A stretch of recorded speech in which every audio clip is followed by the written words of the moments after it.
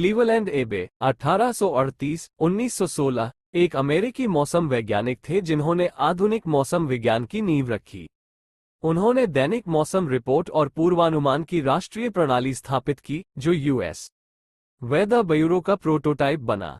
एबे ने मौसम की रिपोर्टिंग को एक स्थानीय अनुमान से एक संगठित प्रणाली में बदल दिया, जो पर्यवेक्षित तथ्यों और सूचित अनुमानों पर आधारित थी। उन्होंने अपने पूर्वानुमानों को संभावनाएं कहा, जो आज के मौसम पूर्वानुमान का प्रारंभिक रूप था। क्लीवलैंड एबे का जन्म 3 दिसंबर 1838 को न्यूयॉर्क शहर में हुआ था। उनके भाई रॉबर्ट एबे प्लास्टिक सर्जरी के अग्रणी थे जिन्होंने अमेरिका में रेडिएशन थेरेपी की शुरुआत की।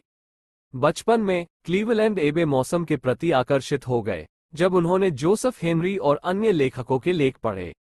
1857 की गर्मियों में उन्होंने मैथमेटिकल मंथली में विलियम फेरल के तूफानों और हवाओं के सिद्धांतों पर लेख पढ़ा, जिसने उन्हें मौसम विज्ञान के अध्ययन में मार्गदर्शन किया।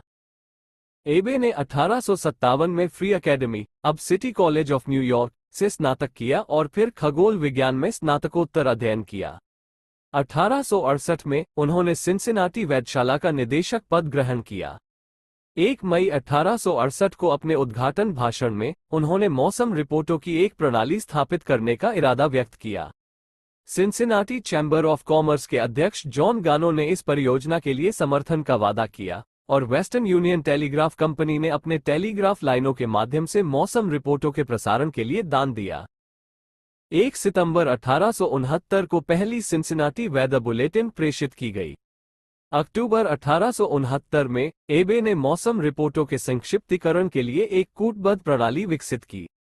उनकी सिंसिनाटी वेदर बुलेटिन ने राष्ट्रीय मौसम रिपोर्टिंग प्रणाली के लिए प्रोटोटाइप का काम किया, जिसे मिल्वॉकी के स्मिथसोनियन पर्यवेक्षक इंक्रीस एलन लेफेम ने कांग्रेस से सिग्नल कॉर्प्स के अधीन स्थापित करने का आग्रह किया। 1870 में एबे ने वेदर रिपोर्ट की स्थापना की तैयारी के बीच शादी की। 3 जनवरी 1871 को उन्हें मुख्य सिग्नल अधिकारी जनरल एल्बर्ट जे. मेयर के सहायक के रूप में नियुक्त किया गया। उन्होंने सेना के सिग्नल सेवा के वेदर ब्यूरो को संगठित किया, जिसने राष्ट्रीय मौसम रिपोर्टों की देखरेख की। एबे ने एक प्रणाली तैयार की जिससे रिपोर्टर्स अपने प्रमुख स्टेशनों पर निश्चित समय पर रिपोर्ट देते और अन्य रिपोर्ट सुनते, जिससे सभी आवश्यक जानकारी का आदान प्रदान केवल 20 से 30 मिनट में हो जाता। हालांकि 4 मार्च 1871 को वेस्टर्न यूनियन ने सभी मौसम रिपोर्टों को प्रेषित करने से इनकार कर दिया, जिससे वेदर ब्यूरो को प्रतिस्पर्धी टेलीग्राफ कंपनियों का उपयोग करना पड़ा। एबे ने 1872 में सभी सिग्नल सेवा बैरोमीटर की समुद्र तल से ऊंचाई का निर्धारण किया। अगले वर्ष उन्होंने मंथली वेदर रिव्यू शुरू किया, जो 20 वर्षों में दुनिया की सबसे सम्मानित मौसम विज्ञान पत्रिकाओं में से एक बन गई।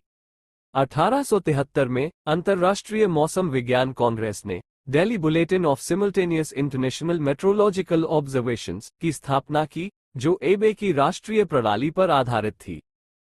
एबे ने कई महत्वपूर्ण पत्र प्रकाशित किए, जिनमें treatise on meteorological apparatus and methods 1887 और preparatory studies for deductive methods in storm and weather prediction 1889 शामिल थे।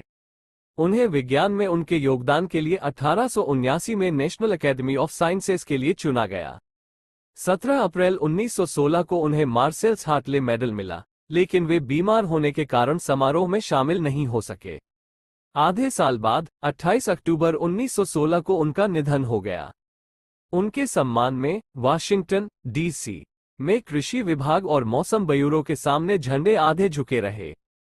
उनकी स्मृति में अमेरिकन मेट्रोलॉजिकल सोसाइटी ने Cleveland Abbe Award for Distinguished Service to Atmospheric Sciences को उनके नाम पर रखा।